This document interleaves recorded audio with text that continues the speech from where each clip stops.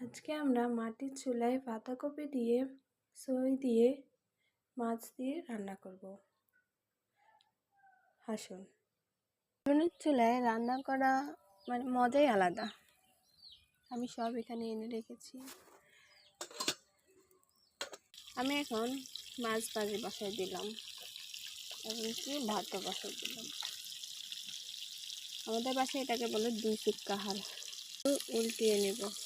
আমি কিন্তু পাতা দিয়ে রান্না করতেছি, সাথে কয়েকটা দাঁড়িয়েও দেওয়া হচ্ছে। ওই যে আমাদের মুরগি, এগুলো হতে হতে আমি চারপাশে খেয়ালও রাখতে পারতেছি, বিশেষ করে আমার হাঁস মুরগিগুলো। আমি এই ফাঁকে মাছগুলো নামিয়ে নিলাম, সাথে এখানে হলুদ, মরিচ, লবণ, পেঁয়াজ সব দিয়ে দিচ্ছি, আদা বাটা, রসুন বাটা। তরকারিগুলো কষিয়ে নিলাম। আমার রান্না শেষ প্রায়, এবং